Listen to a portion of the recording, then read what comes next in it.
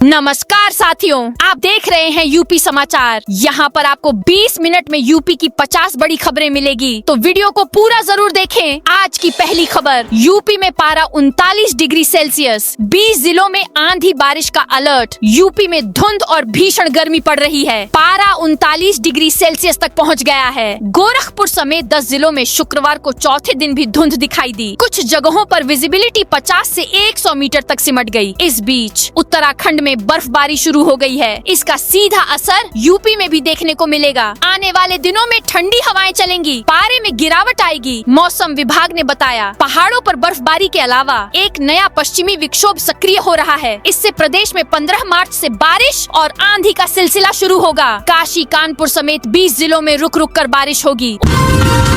Uttar Pradesh police भर्ती परीक्षा आज यूपी के 1090 परीक्षा केंद्रों पर शनिवार व रविवार को उप निरीक्षक नागरिक पुलिस व समकक्ष पदों पर भर्ती के लिए लिखित परीक्षा होगी। परीक्षा में 15,75,760 अभ्यर्थी शामिल होंगे। इनमें 11,66,386 पुरुष व 4,09,374 महिलाएं हैं। परीक्षा के लिए कोषागार से लेकर केंद्रों तक कड़े सुरक्षा प्रबंध किए गए हैं। परीक्षा में अभ्यर्थियों को 5 मिनट का अतिरिक्त समय दिया जाएगा। परीक्षा के लिए 16,000 सीसीटीवी कैमरे लगाए गए हैं। अभ्यर्थियों को आवश्यक निर्देशों को पढ़ने, उपस्थिति पत्रक भरने व अन्य औपचारिकताओं को पूरा करने के लिए निर्धारित अवधि से 5 मिनट का अतिरिक्त समय मिलेगा।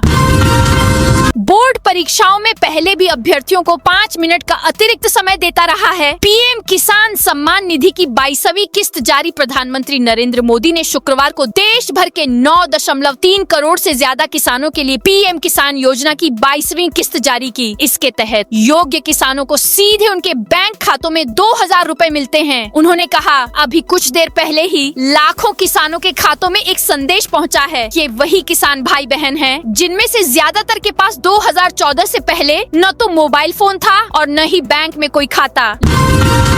लखनऊ में शियाओं का प्रदर्शन, अमेरिका का झंडा रौंदा। यूपी में अलविदा जुमे की नमाज को लेकर हाई अलर्ट है। काशी, बरेली, अलीगढ़ और लखनऊ में सख्त पहरा है। छप्पे छप्पे पर फोर्स तैनात है। ड्रोन से निगरानी की जा रही। काशी विश्वनाथ मंदिर के बाहर एनएसजी कमांडो तैनात किए गए हैं। लखनऊ में नमाज के बाद अमेरिका इजराइल के खिलाफ शिया समुदाय के लोगों ने प्रदर्शन शुरू कर दिया। महिलाएं बच्चों को गोद में लेकर पहुंची। उनके हाथों में अयातुल्लाह अली खामेनेई के पोस्टर थे। प्रदर्शन कर रही अमरीन ने कहा, यह देशों की नहीं, विचारधाराओं की लड़ाई है।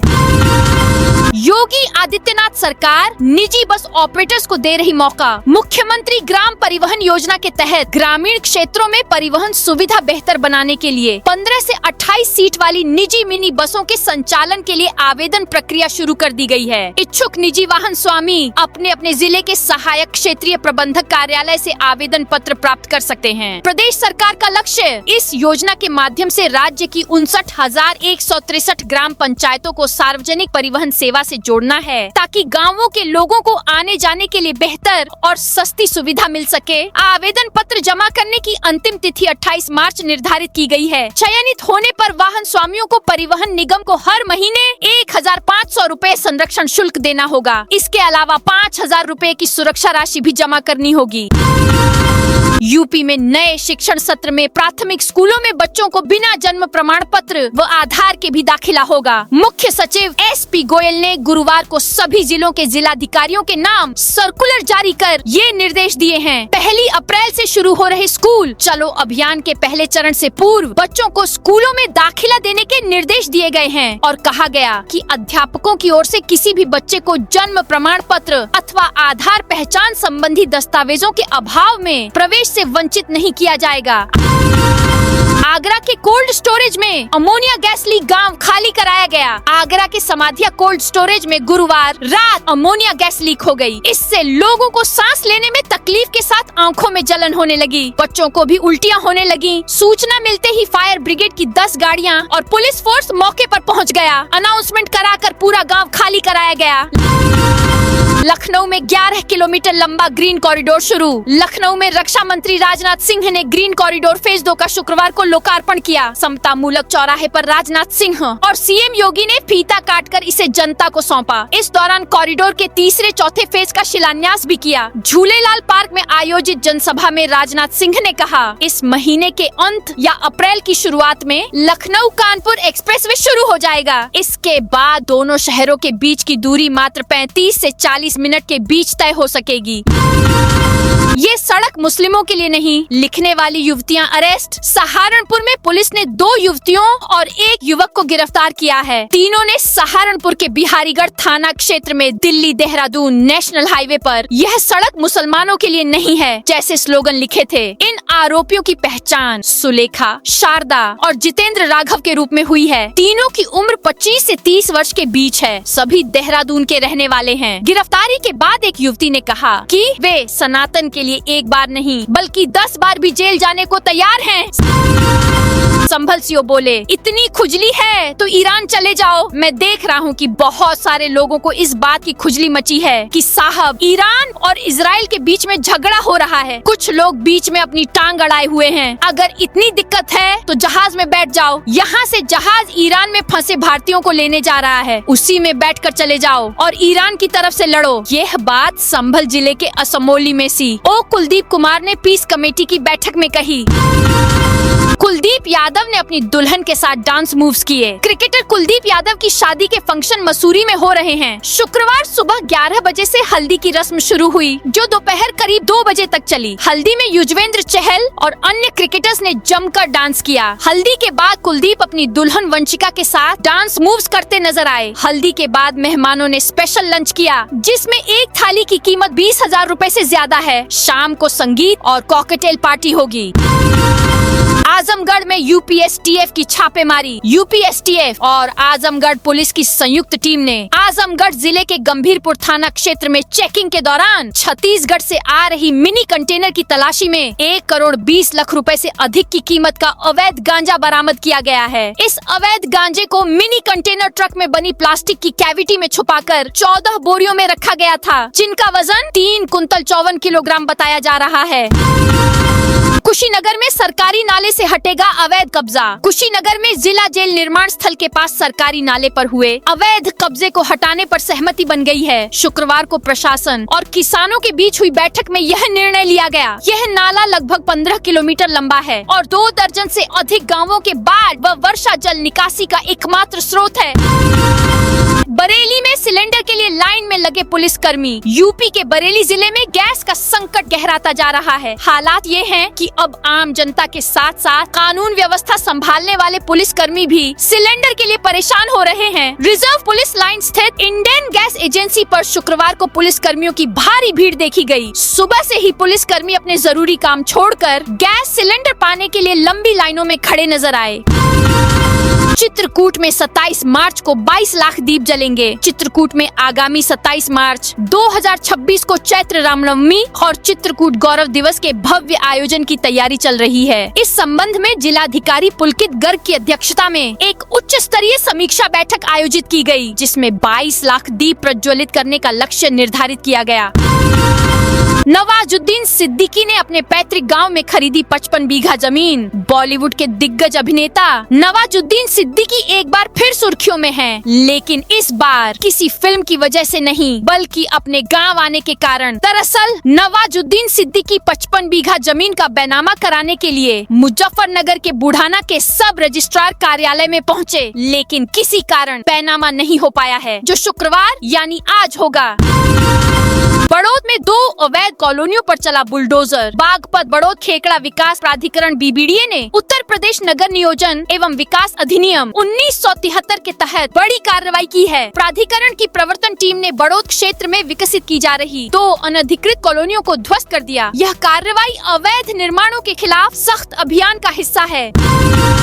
डेयरी पर छापामारी, 42 कॉमर्शियल गैस सिलेंडर जब्त। कॉमर्शियल गैस की चल रही किल्लत के बीच प्रशासन की टीम ने कॉमर्शियल सिलेंडर सिलेंडरों के अवैध भंडारण का भंडाफोड़ किया है। टीम ने 42 कॉमर्शियल सिलेंडर जब्त किए हैं। इनमें 10 भारत गैस और 32 हिंदुस्तान पेट्रोलियम कंपनी के हैं। इन सभी सिलेंडरों को मैसर्स मुगल गैस एजेंसी के सुपुर्द कर दिया गया है। डेयरी संचालक पर कॉमर्शियल गैस सिलेंडरों का अवैध भंडारण कर उनका अवैध क्रय विक्रय करने पर आवश्यक वस्तु अधिनियम के तहत कार्रवाई की जा रही है। संभल में 26 मार्च को रामनवमी शोभा यात्रा। संभल में श्री रामलीला कमेटी 26 मार्च को भगवान श्री राम के जन्मोत्सव के अवसर पर रामनवमी शोभा यात्रा का आयोजन करेगी। यह शोभा यात्रा चैत्र शुक्ल नवमी के दिन शाम 6 बजे मुख्य डाकघर से शुरू होकर नगर के प्रमुख मार्गों से होते हुए सूर्यकुंड तीर्थ पर समाप्त होगी। राम मंदिर में 7 दिवसीय अनुष्ठान कलश यात्रा के साथ शुरू। श्री राम मंदिर के दूसरे तल पर राष्ट्रपति द्रौपदी मुर्मू के यजमानत्व में 19 मार्च को स्थापित होने वाले श्री राम नाम मंदिर व श्री राम यंत्र की प्रतिष्ठा का 7 दिवसीय अनुष्ठान गुरुवार से शुरू हो गया। मुख्यमंत्री योगी आदित्यनाथ के कार्यक्रम को देखते हुए मध्याह्न 12 बजे के बाद प्रतीकात्मक कलश यात्रा श्री राम मंदिर से लक्ष्मण किला तक निकाली गयी। सभी देशों को रूसी तेल खरीदने की इजाजत। अमेरिका इजराइल की ईरान से चल रही जंग की वजह से दुनिया भर में कच्चे तेल की कीमतें बढ़कर $100 के पार चली गई हैं। इसे काबू में करने के लिए ट्रंप प्रशासन ने दूसरे देशों को भी रूस से तेल खरीदने की अस्थायी मंजूरी दे दी है। रूस के कई ऑयल टैंकर समुद्र में फंसे हैं। इससे पहले अमेरिका ने भारत को रूस से कच्चा तेल खरीदने के लिए प्रतिबंधों में डील देने की बात कही थी। हालांकि इस पर भारतीय अधिकारी कह चुके हैं कि भारत तेल खरीदने के लिए किसी भी देश की इजाजत पर निर्भर नहीं है। प्रदेश में ओला उबर जैसी टैक्सियों पर लगेगी लगाम। प्रदेश में बेलगाम होती जा रही ओला उबर जैसी ऐप आधारित टैक्सी सेवाओं को सरकारी नियमों के दायरे में लाया जा रहा है। इनके लिए पंजीकरण व लाइसेंस लेना अनिवार्य कर दिया है। प्रदेश में बिना रजिस्ट्रेशन, वाहन फिटनेस, चालक के मेडिकल परीक्षण और पुलिस सत्यापन के कोई भी टैक्सी सेवा संचालित नहीं हो सकेगी। उत्तर प्रदेश मोटरयान नियमावली 1998 में संशोधन करते हुए मोटरयान समूहक व वितरण सेवा प्रदाता नियमावली 2026 की अधिसूचना शुक्रवार को जारी कर दी गई। प्रस्तावित नियमों पर 30 दिन के भीतर आपत्तियां और सुझाव दिए जा सकेंगे। गोरखपुर में छुट्टी के दिन भी जमा होगा बिजली बिल। गोरखपुर में आज यानी महीने के दूसरे शनिवार और रविवार को भी बिजली विभाग के कैश काउंटर और कार्यालय खुले रहेंगे। राप्ती नगर विद्युत नगरीय वितरण खंड के अंतर्गत आने वाले कैश काउंटरों पर इन दोनों दिनों में उपभोक्ता अपने बिजली बिल जमा कर सकेंगे और बिल से जुड़े अन्य जरूरी कार्य भी करवा सकेंगे। कस्तूरबा गांधी विद्यालयों में नौकरी का मौका, कई पदों पर निकली भर्ती। उत्तर प्रदेश के बलरामपुर जिले में शिक्षा के क्षेत्र से जुड़कर समाज की बेटियों को सशक्त बनाने का एक बेहतरीन अवसर सामने आया है। जिला बेसिक शिक्षा अधिकारी कार्यालय बलरामपुर ने जिले के विभिन्न कस्तूरबा गांधी आवासीय बालिका विद्यालयों में शैक्षणिक और गैर शैक्षणिक स्टाफ की भर्ती के लिए अधिसूचना जारी की है। यह भर्ती विशेष रूप से महिला उम्मीदवारों के लिए है, जिसमें पीजीटी से लेकर रसोइयां और चपरासी तक के कुल 51 पदों पर नियुक्तियां की जानी हैं। यूपी में इन कागजों पर नहीं हो पाएगी रजिस्ट्री। यूपी में जमीन और संपत्ति से जुड़े विवादों, धोखाधड़ी और जालसाजी की घटनाओं को रोकने के लिए योगी आदित्यनाथ सरकार ने बड़ा बदलाव किया है। रजिस्ट्री से पहले भू संपत्ति के मालिकाना हक और उससे जुड़े दस्तावेजों की अनिवार्य जांच की व्यवस्था लागू होने से जमीन का लेन देन और सुरक्षित होगा। यह फैसला भू माफिया की कमर तोड़ने का भी काम करेगा, साथ ही लोगों की मेहनत की कमाई लुटने से बचेगी। मेरठ में सड़क पर नमाज पढ़ी तो पासपोर्ट होगा जब्त। मेरठ में ईद पर सड़क पर नमाज पढ़ने वालों की खैर नहीं होगी। कानून तोड़ने का प्रयास किया और सड़क पर नमाज पढ़ी तो ऐसे लोगों पर एक्शन होगा। उनके खिलाफ मुकदमा लिखने से लेकर जो भी वैधानिक एक्शन होंगे वो ले जाएंगे। मेरठ एसएसपी अविनाश पांडे ने ईद को लेकर कड़े निर्देश जारी किए हैं। उनका कहना है कि ईद की नमाज किसी भी हाल में सार्वजनिक सड़क पर अदा नहीं की जाएगी। उन्होंने कहा कि कानून व्यवस्था में खलल डालने का प्रयास करने वाले शरारती तत्वों के खिलाफ पासपोर्ट जब्ती और सख्त मुकदमेबाजी जैसी कड़ी कानूनी कार्रवाई की जाएगी। औद्योगिक इकाइयों में घरेलू एलपीजी सिलेंडर के इस्तेमाल पर रोक। मेरठ जिला पूर्ति अधिकारी विनय कुमार सिंह ने जिले के सभी औद्योगिक और व्यावसायिक प्रतिष्ठानों को निर्देश जारी किए हैं। इन निर्देशों में स्पष्ट कहा गया है कि औद्योगिक क्षेत्रों में ईंधन के रूप में घरेलू एलपीजी श्रेणी के सिलेंडरों का किसी भी प्रकार से उपयोग न किया जाए। यह कदम जनहित को ध्यान में रखते हुए उठाया गया है। ग्रेटर नोएडा में बंद घरों में चोरी करने वाला गिरोह गिरफ्तार। ग्रेटर नोएडा की बीटा 2 थाना पुलिस ने बंद घरों में चोरी करने वाले एक गिरोह का पर्दाफाश किया है। पुलिस ने इस मामले में 2 शातिर चोरों को गिरफ्तार किया है। इनके कब्जे से करीब 10.5 लाख रुपए के सोने चांदी के जेवरात बरामद किए गए हैं। डीसीपी ग्रेटर नोएडा परवीन रंजन सिंह ने शुक्रवार को एक प्रेस वार्ता में बताया कि 28 फरवरी को बीटा 2 थाना क्षेत्र के सेक्टर 36 में एक बंद घर को चोरों ने निशाना बनाया था। इस दौरान लाखों रुपए के सोने चांदी के जेवरात चोरी हुए थे। यूपी के 3 जिलों में इस महीने लगेगा रोजगार मेला। कौशल विकास मिशन की पहल पर युवाओं को रोजगार से जोड़ने के लिए इस माह 3 रोजगार मेले आयोजित किए जाएंगे। इनमें विभिन्न कंपनियां भाग लेकर प्रशिक्षित और योग्य युवाओं का चयन करेंगी। पहला रोजगार मेला 18 मार्च को लखनऊ के इंदिरा गांधी प्रतिष्ठान में आयोजित होगा, जिसमें लखनऊ, कानपुर, अयोध्या और बरेली मंडल के अभ्यर्थी शामिल हो सकेंगे। 24 मार्च को झांसी के बुंदेलखंड महाविद्यालय में रोजगार मेला लगेगा। घरेलू सिलेंडर डिलीवरी अब ओटीपी सत्यापन से होगी। गाजीपुर में जिलाधिकारी अविनाश कुमार की अध्यक्षता में शुक्रवार को गैस एजेंसी और पेट्रोल पंप प्रतिनिधियों की बैठक हुई। बैठक का मुख्य उद्देश्य गैस वितरण में पारदर्शिता लाना और कालाबाजारी रोकना था। जिलाधिकारी ने निर्देश दिए कि अब घरेलू गैस सिलेंडर की डिलीवरी केवल ओटीपी सत्यापन के बाद सीधे उपभोक्ता के घर पर ही की जाएगी। उन्होंने चेतावनी दी कि आवश्यक वस्तुओं की आपूर्ति में लापरवाही या अनियमितता मिलने पर संबंधित के खिलाफ कड़ी कार्रवाई होगी। 60% बढ़ी इंडक्शन कुकटॉप की बिक्री। खाड़ी देशों में एलपीजी सप्लाई में आ रही रुकावटों का असर अब दिल्ली एनसीआर के बाजारों में साफ दिखाई देने लगा है। गैस सिलेंडर की उपलब्धता को लेकर बढ़ती अनिश्चितता के बीच शहर के कई व्यापारियों और घरों ने इंडक्शन कुकटॉप को विकल्प के रूप में अपनाना शुरू कर दिया है। बाजार से जुड़े लोगों के अनुसार पिछले 3 दिन में इंडक्शन कुकटॉप की बिक्री में करीब 60% तक की बढ़ोतरी दर्ज की गई है। इस मिशन में बढ़ेगी ग्राम पंचायतों की भागीदारी। जल जीवन मिशन 2.0 को भविष्य में किस तरह से योजनाओं को जमीन पर उतारने के लिए आगे काम करेगा, कैसे ग्राम पंचायतों और स्थानीय जल समितियों की भागीदारी को बढ़ाया जाएगा, इन सभी मुद्दों को लेकर शुक्रवार को केंद्रीय जल शक्ति मंत्री CR पाटिल ने सभी राज्यों के मंत्रियों और ग्रामीण जलापूर्ति विभाग के अपर मुख्य सचिवों के साथ वर्चुअल मंथन किया। प्रदेश की तरफ से जल शक्ति मंत्री स्वतंत्र देव सिन्हा ने योजना की प्रगति बताई। करणी सेना सवर्ण मोर्चा के प्रदेश अध्यक्ष समेत 20 हाउस अरेस्ट। यूपी की राजधानी लखनऊ में गोमती नगर पुलिस ने शुक्रवार सुबह करणी सेना सवर्ण मोर्चा के प्रदेश अध्यक्ष संदीप सिंह, कई पदाधिकारियों समेत 20 लोगों को उनके आवास पर हाउस अरेस्ट कर लिया। संदीप सिंह ने रक्षा मंत्री राजनाथ के कार्यक्रम के दौरान CMS में विरोध प्रदर्शन व उनसे सवाल करने के मकसद से गुरुवार को एक वीडियो सोशल मीडिया पर जारी किया था। दरअसल राजनाथ सिंह के सामने प्रदर्शन की तैयारी थी। वीडियो का संज्ञान लेकर पुलिस ने उन्हें हाउस अरेस्ट कर लिया।